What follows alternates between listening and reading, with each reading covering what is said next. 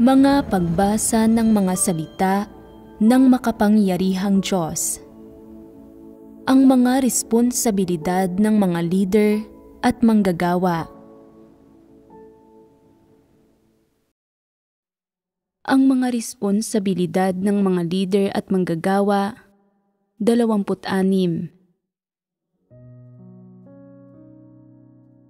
Pagdating sa uri ng mga tao na nabubunyag at natitiwalag, malinaw na makikita ang mga pagpapamalas ng iba't iba nilang masasamang gawa, pati na rin ang mga mapaminsalang salita at pagbigkas na ibinubunyag nila sa pang-araw-araw nilang buhay.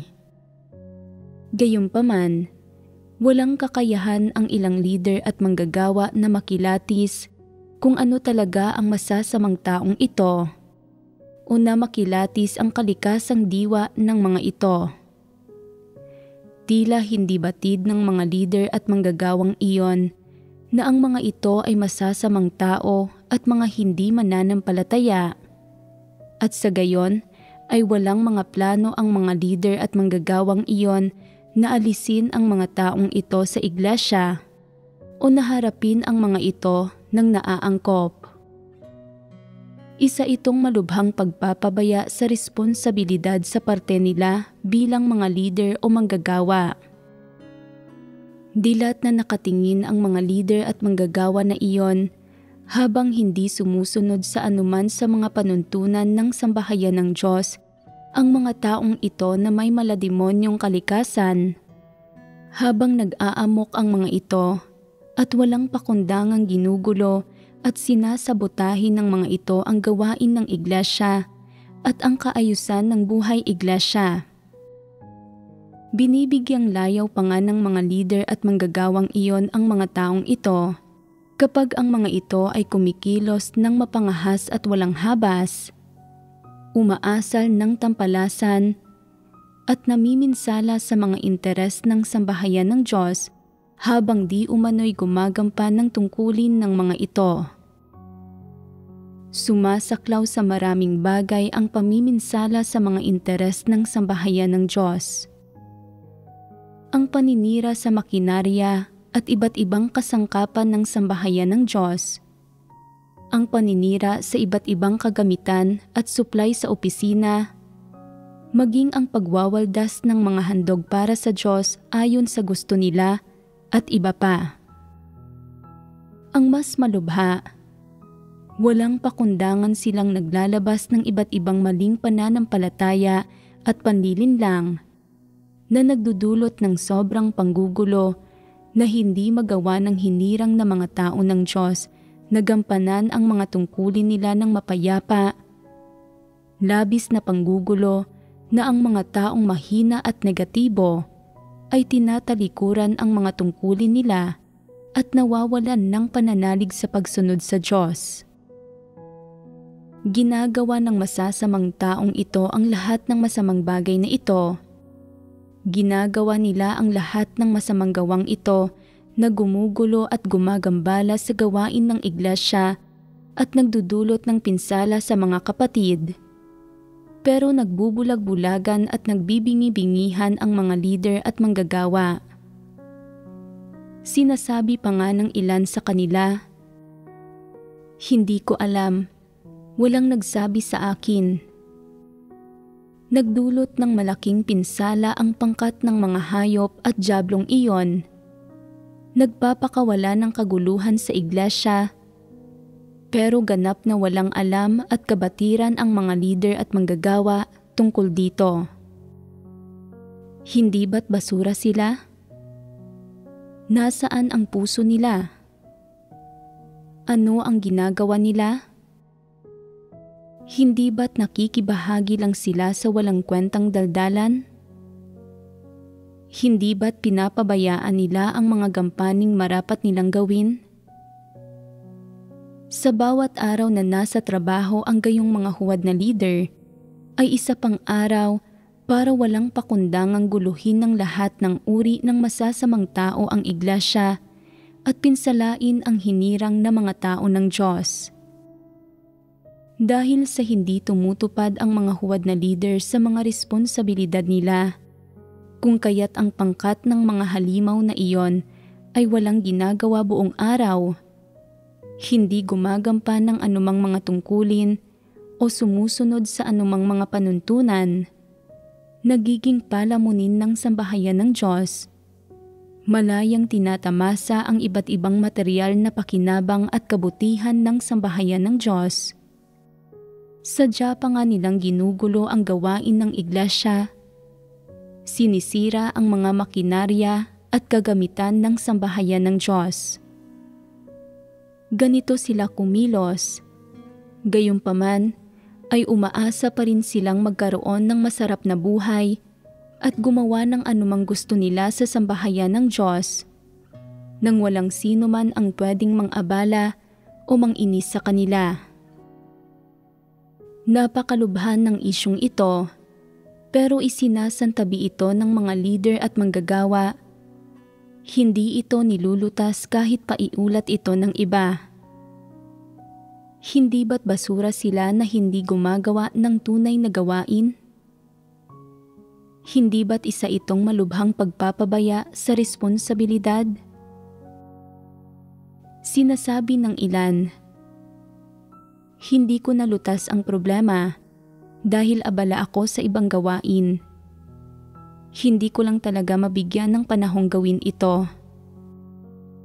Nasa katwiran ba ang mga salitang ito? Ano ba talaga ang pinagkakaabalahan mo kung hindi mo nilulutas ang gayon kalubhang problema? Mayroon bang halaga ang mga bagay na pinagkakaabalahan mo? Nagagawa mo bang unahin ang gawain mo? Hindi ba't dapat unahin ang paglutas sa mga problema, gaano ka man kaabala sa gawain? Ang agarang pag-unawa at pagharap sa iba't ibang uri ng mga tao na gumagambala at gumugulo sa gawain ng iglesia ay ang responsibilidad ng mga leader at manggagawa.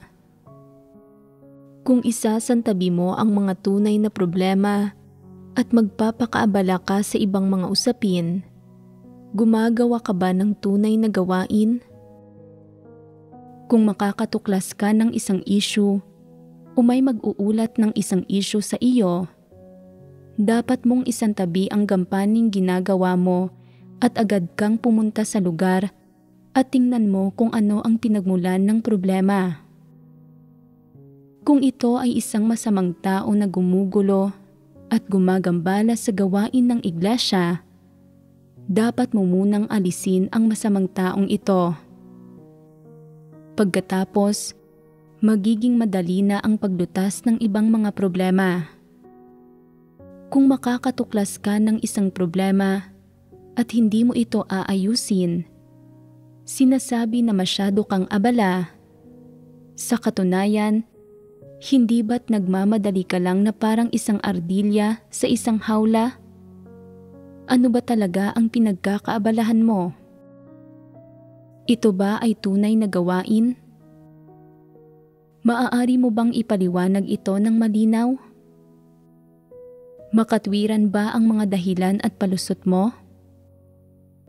Bakit mo itinuturing na hindi mahalaga ang paglutas ng mga problema? Bakit hindi mo maagap na nilulutas ang mga problema?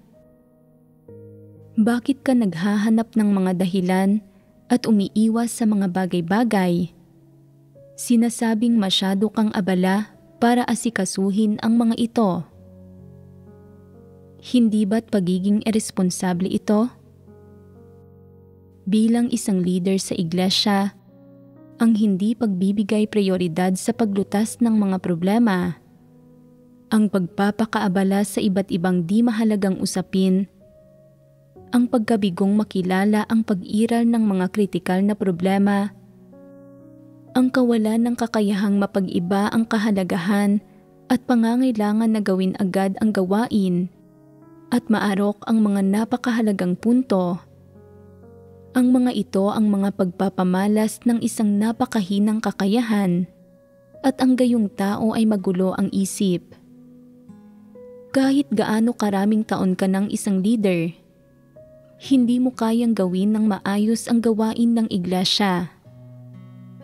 Dapat kang tumanggap ng pananagutan at magbitiw. Kung napakahina ang kakayahan ng isang leader, walang silbi ang anumang pagsasanay. Tiyak na hindi niya magagawang maisakatuparan ang anumang gawain. Isa siyang huwad na leader na dapat tanggalin at iayos ang tungkulin. Kapag gumagawa ang mga huwad na leader, ano ang mga kahihinatnan? Sa obhetibong pananalita, nagdudulot ng masasalimuot na kawalan sa iglesia ang lahat ng ginagawa ng mga huwad na leader. Sa isang banda, hindi nagagawa ng maayos ang mahalagang gawain ng iglesia na direktang humahadlang sa pagiging epektibo ng iba't ibang item ng gawain ng iglesia. Kasabay nito, napipinsala at naaapektuhan din nito ang buhay pagpasok ng hinirang na mga tao ng Diyos. Ang pinakamahalaga, naaapektuhan nito ang paglaganap ng ebanghelyo ng kaharian.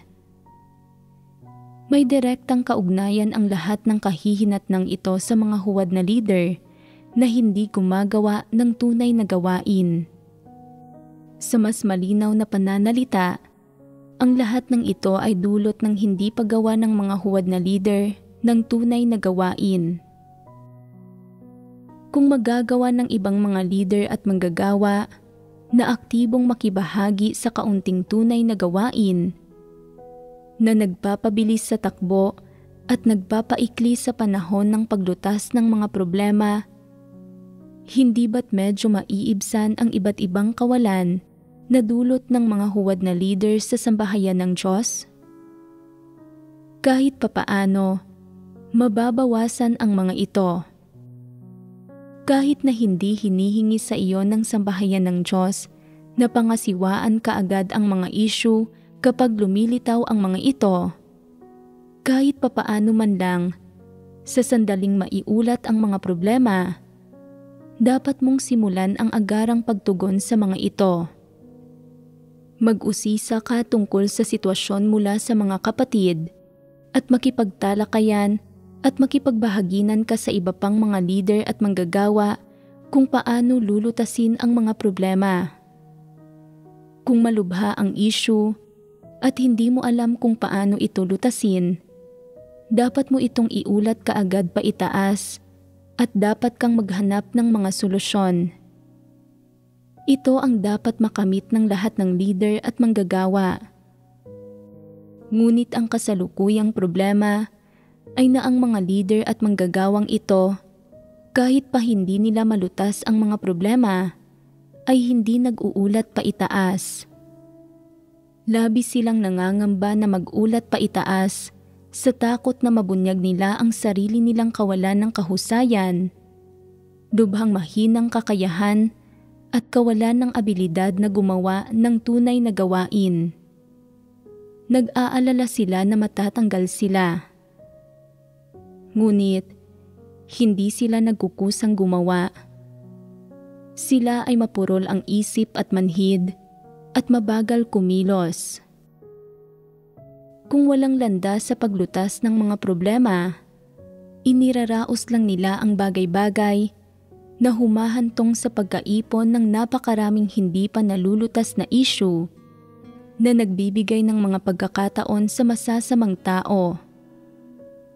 Sa panahong ito, dahil nakikita nila na walang kwenta ang mga huwad na leader, sinasamantala ng masasamang taong iyon at ng mga may ambisyon ang pagkakataon para walang pakundangang gumawa ng masasamang gawa.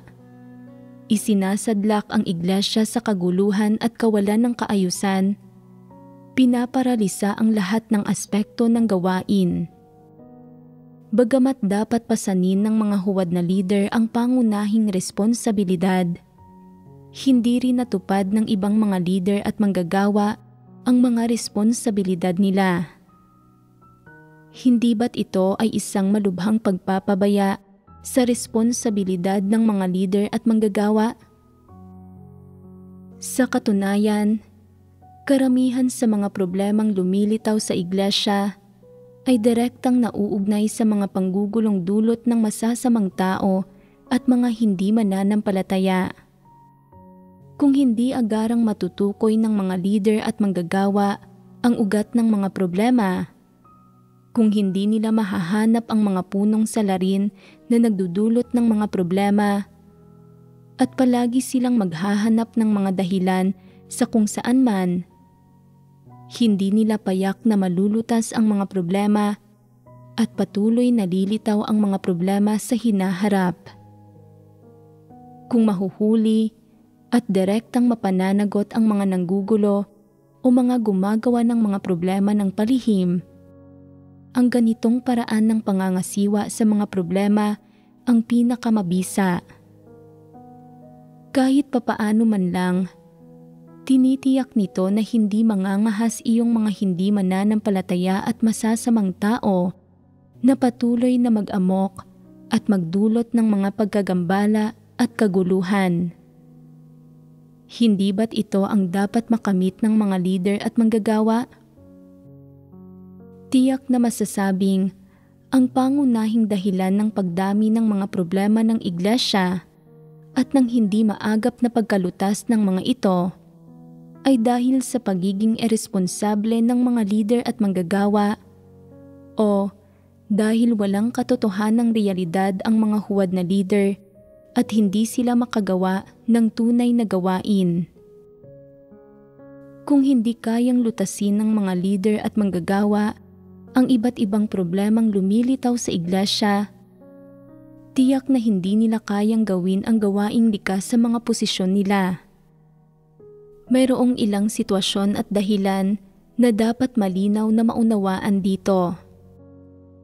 Kung ang mga leader at manggagawa ay mga baguhang walang karanasan, dapat silang matiyagang tulungan, akayin para makalutas ng mga problema, at sa proseso ng paglutas ng mga problema ay matuto ng ilang bagay at maarok ang mga katotohanang prinsipyo. Sa ganitong paraan, unti-unti silang matututong lumutas ng mga problema.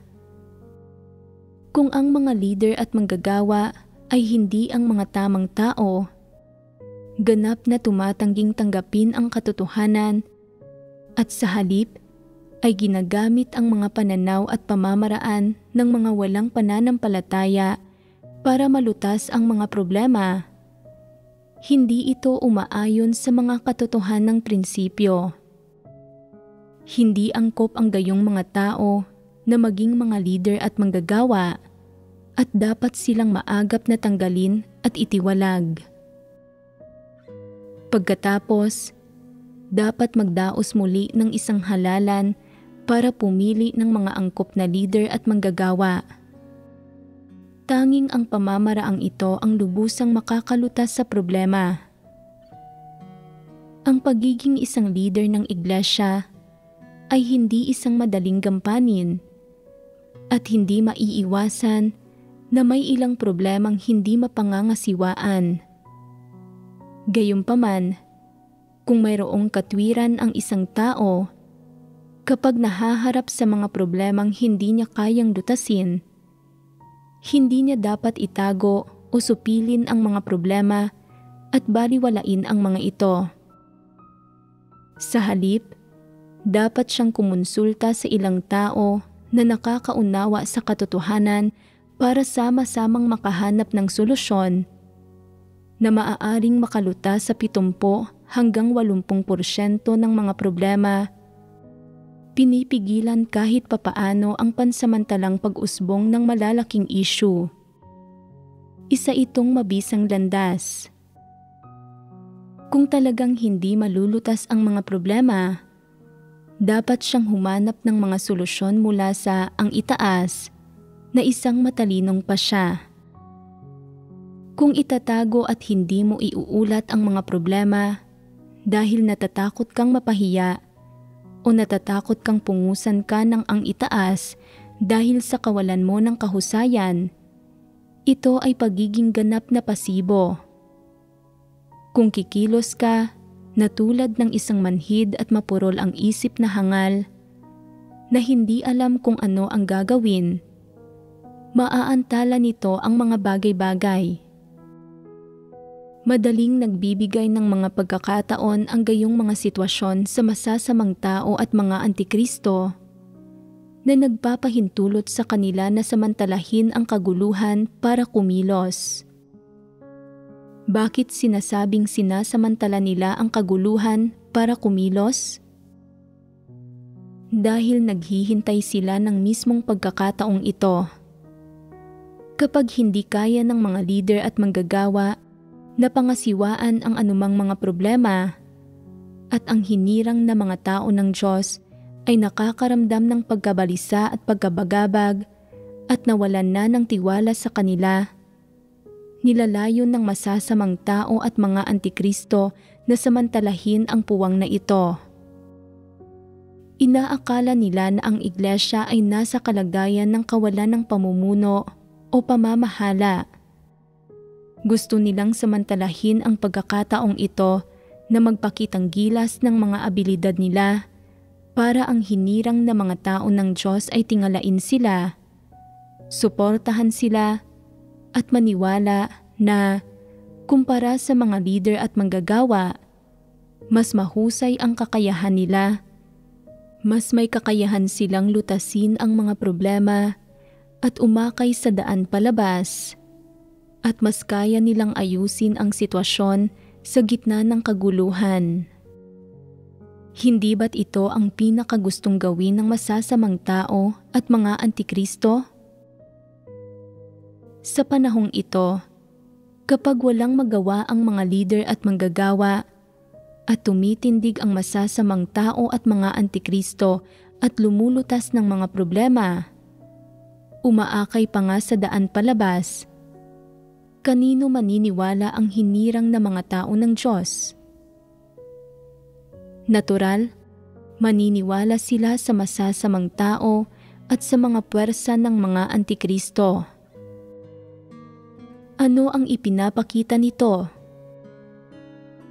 Ipinapakita nito na ang mga leader at manggagawa ay walang silbi at wala silang naisa sa katuparan, nabibigo sa mga napakahalagang sandali.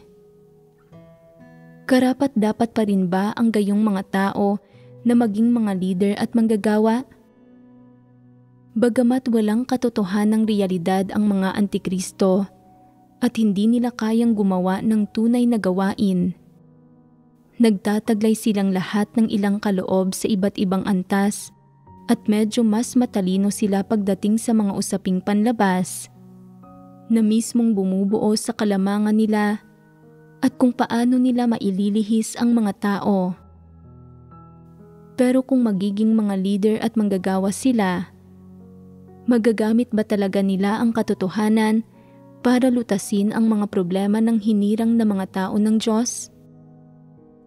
Maaakay ba talaga nila ang hinirang na mga tao ng Diyos para kumain at uminom ng mga salita ng Diyos, maunawaan ang katotohanan at pumasok sa katotohanang realidad?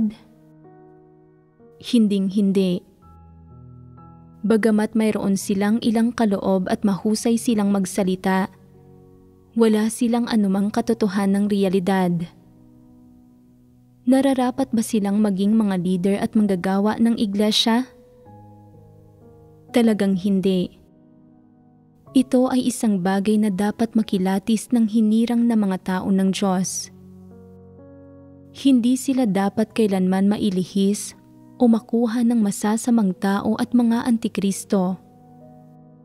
Hinding-hindi hinahangad ng mga hindi mananampalataya, masasamang tao at mga antikristo ang katotohanan, at wala sila ni katiting na katotohanang realidad.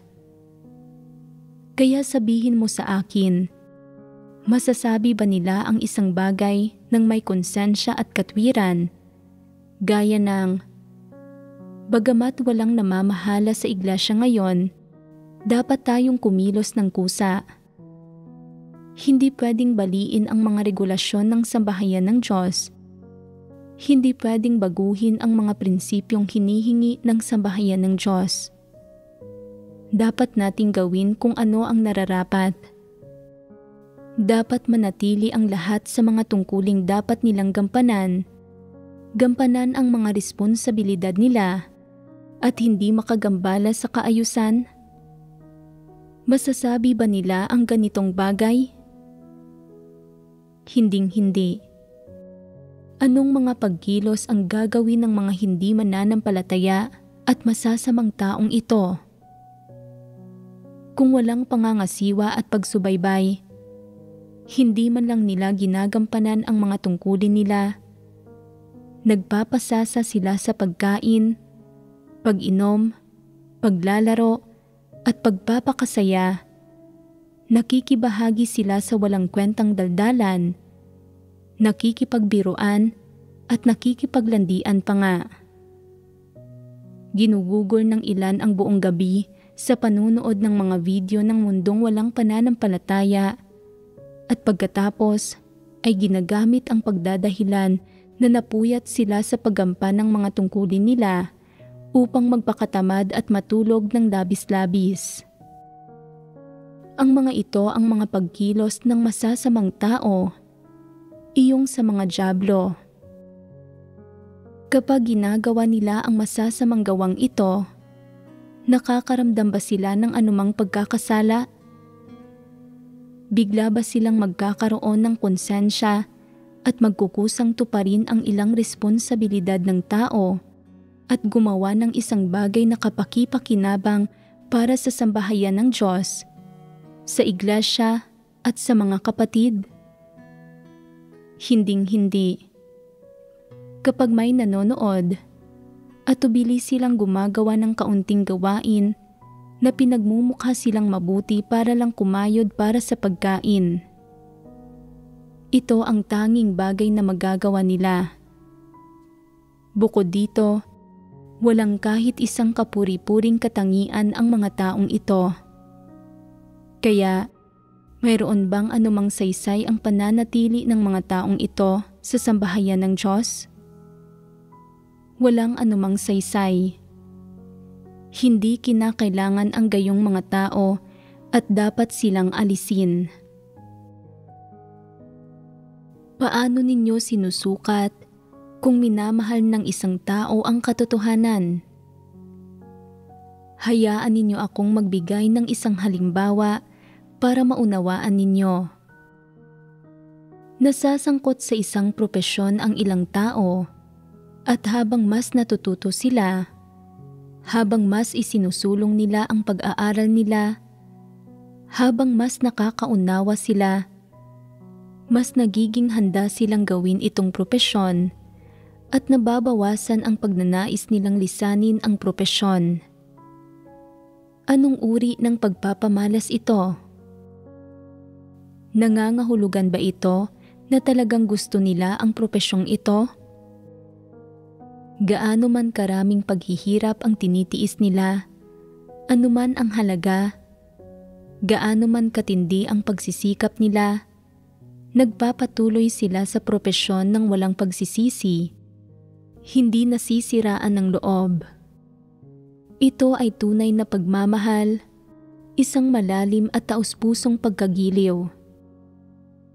Ipagpalagay ng mayroong nagsasabing gusto niya ang isang partikular na trabaho, pero hindi siya handang magtiis ng paghihirap o magbayad ng halaga sa proseso ng pag-aaral ng mga propesyonal na kasanayan, at kapag maraming problema ang lumilitaw sa gawain, hindi siya naghahanap ng mga solusyon. Natatakot siya sa problema at madalas pa nga niyang nararamdaman na ang pagkakaroon ng propesyong ito ay isang abala o pasanin. Gayunpaman, hindi madali ang pagbabago ng propesyon at matapos isaalang-alang ang mga materyal na pakinabang na maidudulot ng propesyong ito at tubiling ginagawa ng taong ito ang propesyon niya, pero hindi siya kailanman mamumukod-tangi sa propesyong ito. Kung gayon, gusto ba talaga niya ang propesyong ito? Malinaw na hindi. May isa pang uri ng tao, Isang taong pasalitang nagpapahayag ng pagmamahal para sa isang partikular na propesyon at ginagawa ang propesyong ito, pero hindi siya kailanman nagtitiis ng paghihirap o nagbabayad ng halaga para mag-aral ng mabuti ng mga propesyonal na kasanayan. Maaari pa nga siyang magkaroon ng pagkasuklam o pagkapuot sa propesyon na ito habang nasa proseso ng pag-aaral, kaya lalong nababawasan ang pagnanais niyang matuto. Kapag umabot na sa isang partikular na antas ang pagkasuklam niya, nagbabago siya ng karera at pagkatapos ay ayaw na niyang banggitin ang anumang proseso, kwento o ano paman mula sa panahon na naroon pa siya sa propesyong iyon. Gusto ba talaga ng gayong mga tao ang propesyong iyon? Hindi nila iyon gusto. Madali silang sumuko sa propesyon, nasusuklam sila at nagpapalit pa nga sila ng karera na nagpapatunay na hindi talaga nila gusto ang propesyong iyon. Ang dahilan kung bakit kaya nilang abandonahin ang propesyong iyon ay na pagkatapos gumugol ng napakaraming panahon, lakas at gastos, hindi sila pinahintulutan ng propesyon na mamuhay ng ninanais nilang marangyang buhay o na magtamasa ng magandang material na pagtrato. Nagiging tutol sila sa propesyong iyon at isinusumpa nila iyon sa puso nila. Pinagbabawalan pa nga ang iba na banggitin ito. Sila mismo ay hindi na ito binabanggit at nahihiya pa nga sila na naging dati nila itong propesyon at na itinuring nila ito bilang kanilang adhikain at pinakamataas na layon na hahangarin nila sa buhay. Nang isinasaalang-alang ang antas na kayang abutin ng pagtutol nila sa propesyon, tunay ba ang naging una nilang pagpapakita ng pagmamahal para sa propesyon? Hindi. Isang uri lang ng tao ang talagang gusto ang propesyon. Nagbibigay man o hindi sa kanya ang propesyon ng magandang material na buhay o malalaking pakinabang, at gaano man karami ang paghihirap na nararanasan niya o gaano man karaming pagdurusa ang tinitiis niya sa propesyong ito, kaya niyang magtiyaga rito nang hindi nasisiraan ng loob hanggang sa kaduluduluhan. Ito ay tunay na pagmamahal. Ganoon din sa kung minamahal ba ng isang tao ang katotohanan.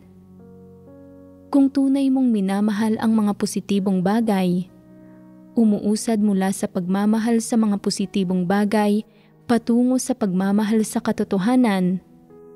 Anuman ang mga sitwasyong daranasin mo, magpupursigi ka sa paghahanap at paghahangad sa katotohanan nang hindi binabago ang layon ng buhay mo. Kung basta-basta mong magagawang isuko ang pananampalataya sa Diyos at abandonahin ang landas ng kaligtasan, hindi ito tunay na pagmamahal sa katotohanan. Para naman sa mga hindi hinahangad ang katotohanan pero hindi rin sumusuko, mayroon lang isang dahilan para sa pagtitiyaga nila. Iniisip nila na hanggat may katiting na pag-asa para magkaroon ng isang magandang kalalabasan at destinasyon, isang magandang kinabukasan, sulit na sumugal, at dapat silang magtiyaga hanggang sa wakas.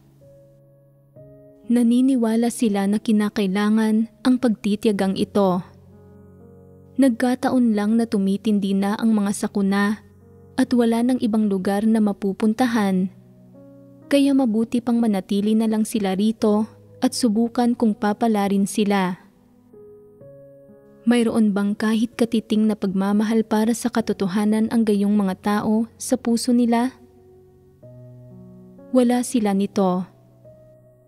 Nang una silang magsimulang manampalataya sa Diyos, nagsasalita rin ang mga taong ito tungkol sa pagkamuhi sa mundo, pagkamuhi kay Satanas, pagkamuhi sa mga negatibong bagay, pagmamahal sa mga positibong bagay, at pag-aasam ng liwanag.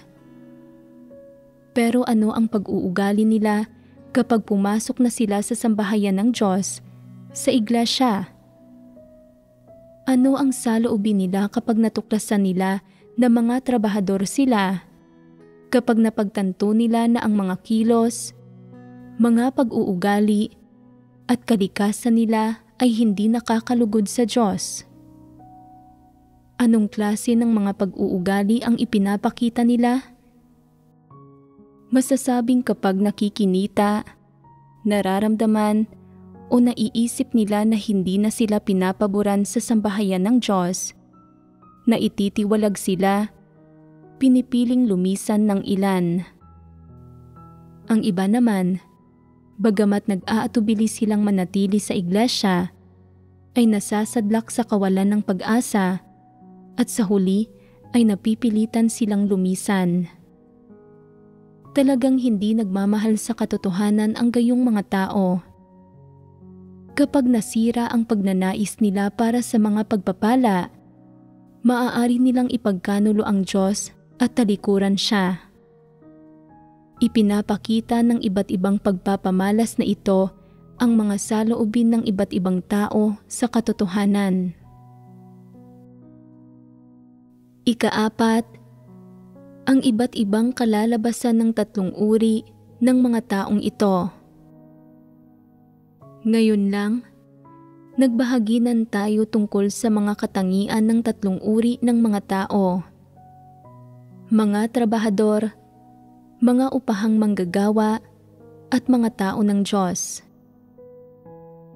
Mula sa mga katangian nila, malinaw na ang mga kalalabasan nila sa huli ay hindi natutukoy ng mga objetibong kapaligiran o kondisyon, kundi ng sarili nilang mga paghahangad at ng kalikasang diwa nila.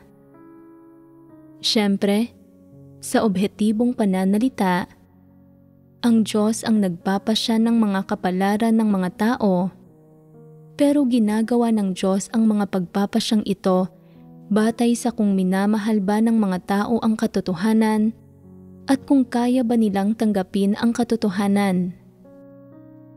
Ipinapahayag din ng mga trabahador na minamahal nila ang katotohanan at mga positibong bagay. Pero sa huli, kapag natapos na ang gawain ng Diyos, nananatiling hindi nagbabago ang mga kuro-kuro at imahinasyon nila tungkol sa Diyos, ang mga labis na kahilingan nila sa Diyos at ang pagkakanulo nila sa Diyos. Ito ay dahil sa panahon ng gawain ng Diyos, sa proseso ng pagsunod sa Diyos at paggampan ng mga tungkulin nila, hindi nila kailanman malulutas ang mga tiwali nilang disposisyon. Ang ugat na sanhi ng hindi nila pagtugon sa mga tiwali nilang disposisyon ay na hindi talaga nila tinatanggap ang katotohanan. Bagamat mayroon sila ng pagnanais na magpasakop sa Diyos, ang tunay na ipinapamalas nila ay tanging isang abilidad na tumalikod at isang kahandaang magbayad ng halaga nang hindi hinahanap kailanman ang mga katotohanang prinsipyo o ang paraan ng pagpapasakop sa Diyos. Ang panghuling resulta ay nasa kabila ng labis nilang pagsisikap, wala silang kahit katiting na kaalaman tungkol sa Diyos. May kakayahan pa rin silang ipagkanulo ang Diyos at ipahayag ang mga kuro-kuro at imahinasyon nila tungkol sa Kanya at ang mga di makatwiran nilang kahilingan sa Diyos sa harap ng ibang mga tao at ni Satanas. Kapag natapos na ang gawain ng Diyos, itinuturing pa rin nila ang sarili nila bilang mayroong mabuting pagkatao, tunay na nananampalataya sa Diyos, mayroong kakayahang tumalikod at magtiis ng paghihirap at tiyak na maililigtas. At dahil dito, nakakaramdam sila ng kapayapaan. Ang totoo, palagi na nilang tinatahak ang landas ng isang trabahador nang hindi talaga hinahangad ang katotohanan. Kaya, palagi nilang pinapanatili ang pagkakakilanlan ng isang trabahador. Para naman sa isa pang kategorya ng mga tao, ang mga upahang manggagawa, hindi natin sila tatalakayin. Ang isa pang kategorya ay ang mga tao ng Diyos, nakakabanggit lang natin. Sa panahon ng pagsunod sa Diyos, tulad ng mga trabahador, ginugugol nila ang sarili nila para sa Diyos. Inilalaan nila ang oras at lakas nila at maging ang kabataan nila at dumaranas sila ng matinding pagdurusa at nagbabayad ng malaking halaga. Katulad ito ng mga trabahador. Kung gayon, ano ang naiiba? Ito ay na kapag natapos na ang gawain ng Diyos, matutugunan na ang napakarami nilang kuro-kuro, imahinasyon at labis na kahilingan sa Diyos. Maiwawaksi na ang mga pagpapamalas, kalagayan at pagbubunyag ng katiwalian na malinaw na lumalaban sa Diyos sa loob ng mga tiwaling disposisyon nila. Maglalaho ang mga hindi pa nalulutas habang unti-unti nilang nauunawaan ang katotohanan sa pamamagitan ng karanasan. Bagamat hindi pa maiwawaksi ng ganap ang mga tiwaling disposisyon nila, sasailalim sa ilang pagbabago ang mga buhay disposisyon nila.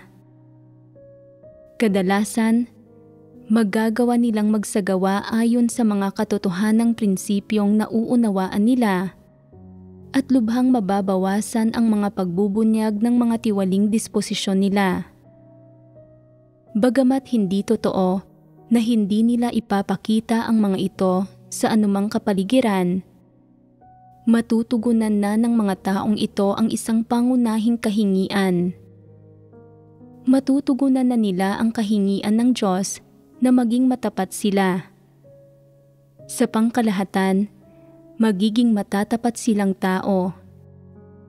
Dagdag pa rito, kapag ang mga taong ito ay nagpakita ng mga tiwaling disposisyon o gumawa ng mga pagsalangsang o nagkimkim ng mga kuro-kuro at pagre-rebelde laban sa Diyos, saan mang kapaligiran nila iyon gawin, magkakaroon sila ng isang saloobin ng pagsisisi. At mayroon pang isang puntong napakahalaga. Anumang mga partikular na pagkilos ang gawin ng Diyos, at paano man siya kumilos sa gawain ng paghatol sa mga huling araw, anuman ang layon niyang gawin sa hinaharap, paano man niya isasaayos ang kapalaran ng sangkatauhan, at paano man sila mismo mamumuhay sa kapaligirang isasaayos niya, magkakaroon silang lahat ng isang mapagpasakop na puso at isang saloobin ng pagpapasakop, nang walang mga personal na pasya at walang mga personal na plano at balak. Dahil sa iba't ibang positibong pagpapamalas na ito, magiging uri na sila ng taong hinihingi ng Diyos, isang taong sumusunod sa daan ng Diyos, at ito ay ang matakot sa Kanya at umiwas sa kasamaan. Bagamat magiging malayo pa rin sila mula sa tunay na pamantayan, ang matakot sa Diyos at umiwas sa kasamaan at maging isang perpektong tao, gaya ng sinabi ng Diyos, pagsapit sa kanila ng mga pagsubok ng Diyos, magagawa nilang maghanap at magpasakop at sapat na ito. Hindi sila magrereklamo. Maghihintay at magpapasakop lang sila. Bagamat ang mga kasalukuyan ninyong sitwasyon ay maaaring malayo pa rin sa gayong resulta, at para sa ilan, maaari itong magmukhang napakalayo at hindi maaabot, kung magagawa ninyong tanggapin ang katotohanan at tratuhin ang mga salita ng Diyos bilang prinsipyo at pundasyon ninyo para sa pag-iral. Maniwala kayo na isang araw, ikaw o kayong lahat ay hindi na magiging malayo mula sa pagiging mga tunay na tao ng Diyos na Kanyang minamahal. Maniwala kayong ang araw na iyon ay abot tanaw na. Kung ito man ay kasalukuyang ipinropesiya o abot tanaw na, ang panghuling resulta ay hindi isang pantasya sa alinmang kaso, kundi isa itong katunayan na magkakatotoo at matutupad na. Kung kanino mismo matutupad ang katunayang ito, kung sa aling mga tao ito matutupad, ay nakasalalay sa kung paano ninyo aktwal na hinahangad ang katotohanan. Sa madaling salita, kung tunay mo bang minamahal ang katotohanan, sa antas na kaya mong hangarin at isagawa ito, o mayroon ka lang bang kaunting pagmamahal para sa katotohanan, pero hindi mo ito magawang tanggapin at isagawa ng buo, ang panghuling resulta ang magbibigay ng sagot sa iyo. Sige, tatapusin natin dito ang pagbabahaginan natin tungkol sa paksang ito.